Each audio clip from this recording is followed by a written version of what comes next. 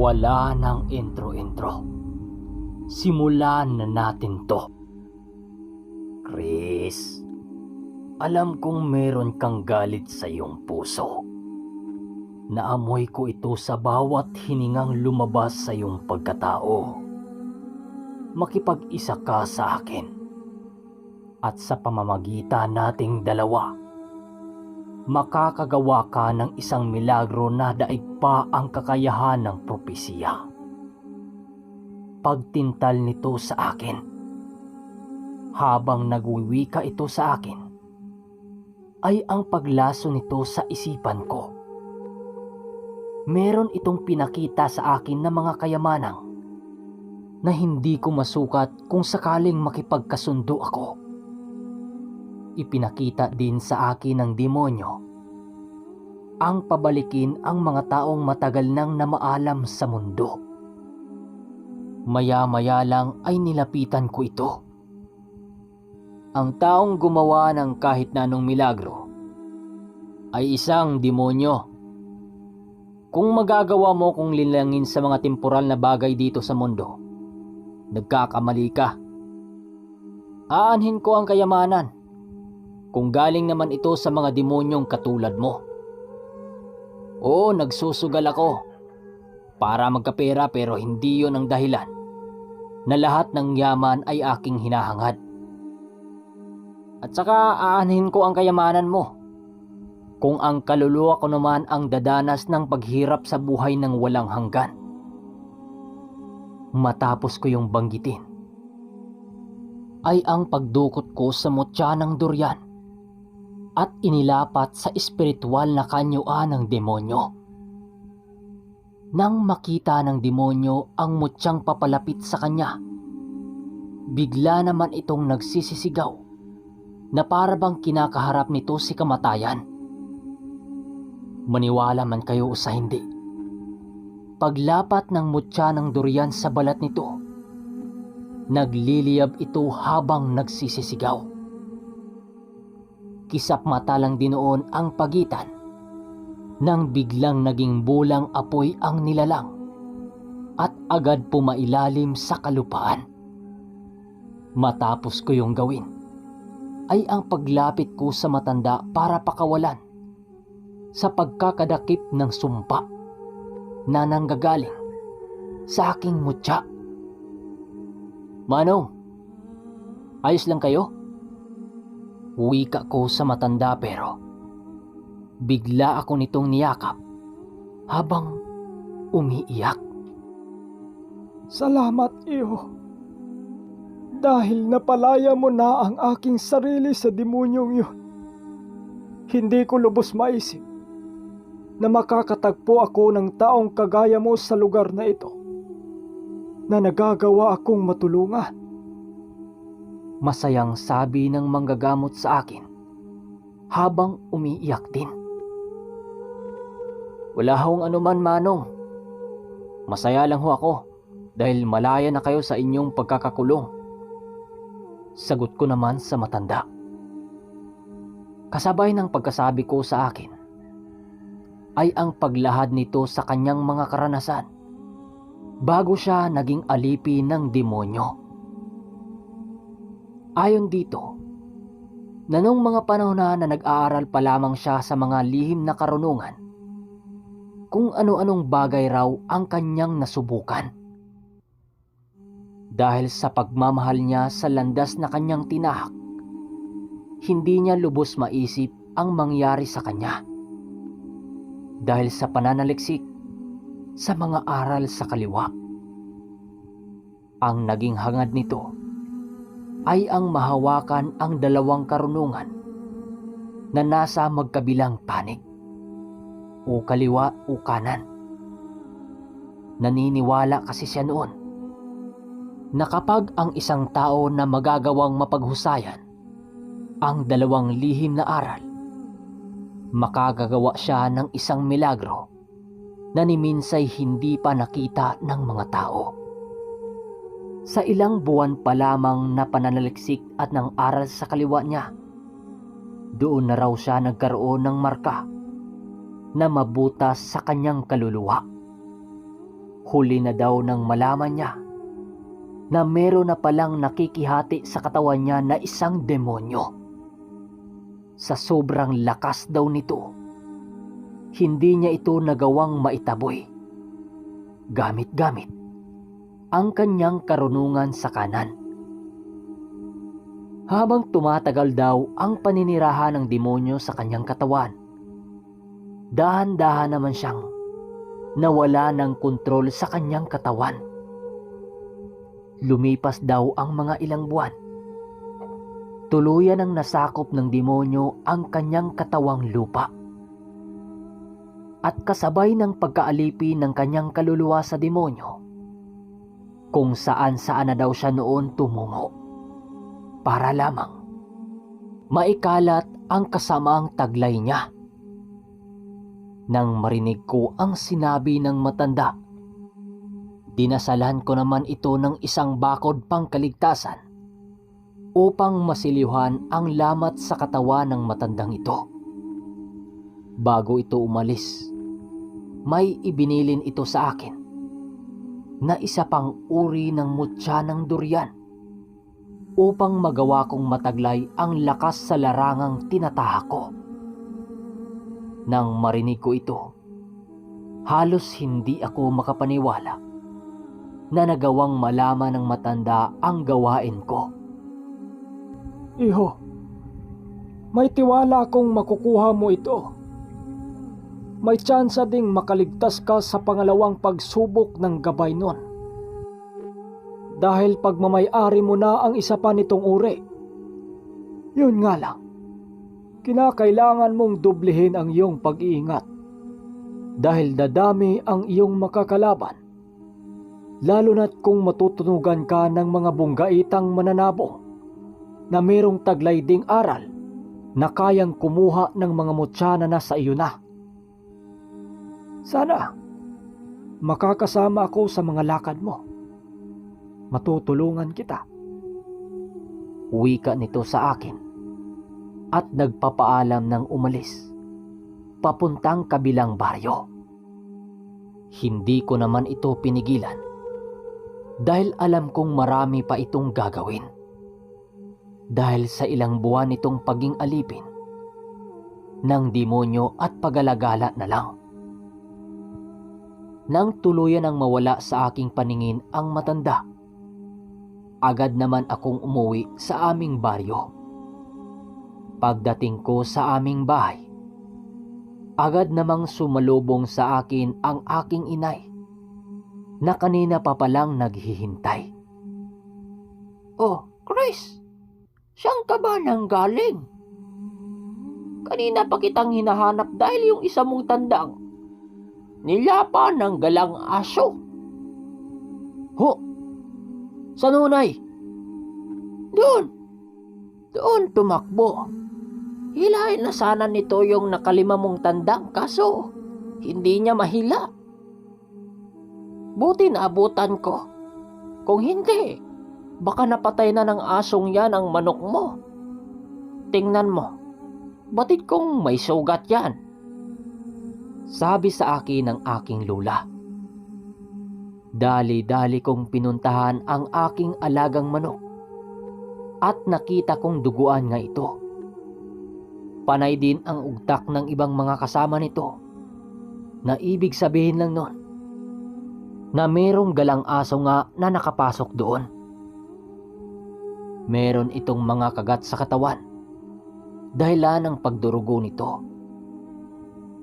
Hinahanap ko yung aso sa likod ng aming bahay. Ngunit wala na akong naabutan. At maya-maya nga ay lumapit sa akin ang aking lula. At sinabi niyang hindi taga sa amin yung asong gala. Siya nga pala, apo. Chris, nakita mo ba kanina yung mga taong nagmamasid sa labas? Napakarami nila. Pakiramdam ko, hinahanap ka. Muling sabi nito sa akin, habang inaayos ko ang mga alaga kong manok. Hindi na eh. Bakit? Sino ba sila? Hindi ba sila nagtanong sa'yo tungkol sa akin? Hindi eh. At matapos kang silipin ay agad din itong umalis. Muling wika nito. Lumipas ang maghapon, ay wala namang pumunta sa bahay namin nung sinasabi ng aking lula. Lumipas ang mga araw, wala namang nangyaring kakaiba. Hanggang sa dumating ang araw na may pumunta sa pamamahay ko, at ito ang 3 sa mga kaibigan ko. Ayon sa mga ito, may grupong napadpad sa aming lugar na dumayo ng tigbakay. Paikot-ikot ito sa aming baryo kung saan humahanap ng makakatapat sa kanilang mga manok. Nang marinig ko ito, hindi naman ito bago sa amin. Subalit nang marinig kong maging si Mang Kinong nabantog na sabongero na talo nito sa mismong lugar namin. Nang marinig ko ang lahat, doon ako nagka-interes, lalo na nung sabihin ng mga kaibigan na isang mahusay na sabongero daw ang mga dumayo sa kanila. Kagad kong dinala ang aking tandang na si Balatik at Ugis patungo sa baryo. Pagdating namin sa baryo, ay kaagad sumalubong sa amin ang isa sa mga kaibigan ko. Toper, didiretso tayo sa bahay ni Mang Banong. Doon tumuloy ang grupo ng mga dayo eh. Ah, ganun ba? Sige, doon din kami didiretso. Chris, sakto. Nahimas mo na ba itong mga alaga mo? Baka kulang sa hilot-hilot to eh. Oo naman. Umaga't hapon hinihimas ko yan eh. Minsan nga kapag tanghali hawak-hawak ko pa yan. Sagot ko naman sa kaibigan ko. Malakas daw yung manok ng dayo, Chris ah. Mukhang may mga agimat na ginagamit sa ata. Biruin mo ha? Si Mang Kinong ang una nitong napataob. Ganun ba? Hindi pala basta-basta ang mga taong yan. Oo nga, Chris. Kaya kung may dapat tayong galingan, walang iba kundi ang mga manok natin at pat yung pagtatari. Yan naman ang alas natin eh. Wika nito. Pagdating namin sa lugar ng bayaw ni Mang Banong, nadatna namin ang mga itong may kausap. At yun nga, yung bayaw ni Mang Banong. Nasa mahigit 20 ang bilang ng mga dayo na merong dalang mga manok panabong. Kagad kaming lumapit at nagmasid, at saktong narig namin ang usapan nila. Ginoo, ito na ba ang manukang may pinakamalalakas na record? Balita namin eh, malakas daw. Wika ng dayo. Oh, bibili ka rin ba? Yung mga katiwala na lang ang kausapin nyo. Wika ng bayaw ni Mang Banong. Ah, ganun ba? Sino naman ang harap para sa mga panlaban naming idinayo sa lugar nyo? Sagot ng dayo. Ah, baka ako ang hinahanap mo. Ito ang manukan ko. Sagot nito. At nagwika naman ang dayo. At dito nagulat sila Chris. Ako si Danilo, sikat sa bayan ng Amurak. Hinahamon namin kayo. Wika ng dayo. Hinahamon ko ang magagaling na mga magmamanok sa lugar nyo. Ikaw, payag ka ba? Wika ng dayo.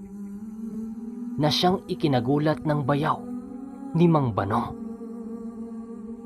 Gusto mo kaming subukan? Baka magsisilang kayo. Hindi nyo pa yata alam kung anong lugar ang tinatahak ninyo. Karangalan namin dito. Wala nang ulot-ulot diretso largada. Kahit malaki pa yung hugutin yung mga manok, wala kaming paki. Sagot naman ng dayo. at inilabas ang mga tandang sa mga lagayan. Habang nakikiramdam kami sa mga magaganap, napansin naming nilagyan na ng tari yung mga manok. Maya-maya pa, humawak sa kanyang tadyang yung dayo, tapos parang may dinudukot. At habang ginagawa niya ito, ay ang pag-uusal nito sa hangin. Kitang-kita ko ang enerhiyang bumabalot papaikot sa mga tao. Makalipas lang ang ilang mga sandali, nagharap na nga ang dalawang maglalaban sa kanilang mga tandang. Tumabi kayo. Ipapakita ko sa inyo kung papaano durugin ang mga manok ng mga dayo na ito. Pagmamayabang ng bayaw nitong si Banong. Nang akmang bibitawan na ang mga manok, ay siya namang pagdating ni Mang Banong. Nagsisiatrasan ang mga tao nang dumating ito sa kanilang harapan. Hindi ito nagsasalita at pinapanood lang ang laban ng bayaw niya. At habang hawak ng bayaw nila Banong yung manok nito, nakita kong may nalaglag sa lupang kinaroroonan nito na parang buto ng munggo. Magamat napakaliit nun, kitang-kita yon ng aking mga mata. Pagbitaw sa mga tandang, agad itong nagsalpukan. At laking gulat ko nang magsalpukan yung mga manok. Dahil yung kabilang pakpak sa mga manok ng bayaw ni Banong, natapyas yun. Nagsisigawan ang mga panig sa dayo dahil alam nilang panalo na sila. Ilang saglit lang ang binuno ng dayo nang talunin nila ang unang manok ng bayaw ni Banong. Pasalamat kayo, mahina ang dinukot ng mga tao ko. May isa pa ako. Tiyak na pagsisisihan nyo. Wika ng bayaw ni Banong sa dayo. At kagad kinuha ang isa pang tandang. Ganun ulit. Gumawa ng pangsumpa ang bayaw nito. Pero sa isip-isip ko, wala itong laban sa mga dayo dahil dudurugin lang ang mga gamit na yun sa mga usal na nagkalat sa paligid na ginawa ng dayo. Sa pangalawang pagkakataon, muli binitawan ang mga tandang. Paglapag ng mga ito, kaagad nagpakawala ng atake ang manok ng dayo. Halos kinaladkad nito ang pambato ng bayaw ni Banong. Ngunit ang ipinagtataka ko, dahil makailang atake na yun, hindi nakitaan ng panghihina yung manok nila ng bayaw ni Banong. Ang duda ko noon, malakas na kabal ang tangan na ginamit nito. Yun ang akala ko. Dahil sa bugbog inabot ng kaharap nito, tumakbo yung manok ng bayaw ni Mang Banong. At nang nakikiisyoso kami, kaya pala hindi nasusugatan yung pambato ng bayaw ni Banong dahil mapurol ang tari na ginamit ng dayo. Pinapakita pa nga nilang inihiwa sa balat ng saging at dumulas lamang. Partidahan pa sila. Muling nagsisigawan ang panig ng mga dayo at pinupuri pa ang kanilang pinuno. Maging si Mang Banong ay nagulat sa pinamalas ng mga dayong yon. Ilang saglit lang ang lumipas. Bigla na lang nawala si Banong. Ikaw ba ang nagngangalang Banong? Ang mabagsik na sa bungero dito sa baryo ninyo? Wika ng dayo dito sa kanyang bayaw. Hindi, Ginoo. Bayaw ko siya. Wika nito. Maya-maya lang ay muling nagsisiatrasan ang mga tao nang dumaan si Mang Banong na may dalang panabong na. Pagsilay ko sa mga tandang nito, sa hindi malamang dahilan, tumindig ang mga balahibo ko. Dahil nararamdaman ko sa ora ng manok na yon na merong nakasapi dito. Maging kami ay natigilan dahil sa kakaibang manok na yon. At sa pagpapatuloy ng kwento ay ang magaganap na labanan nila Chris at ni Mang Banong. Okay mga kaermitanyo, hanggang dito na muna ang ating kwento at paabang na lang sa part 6. Maraming salamat.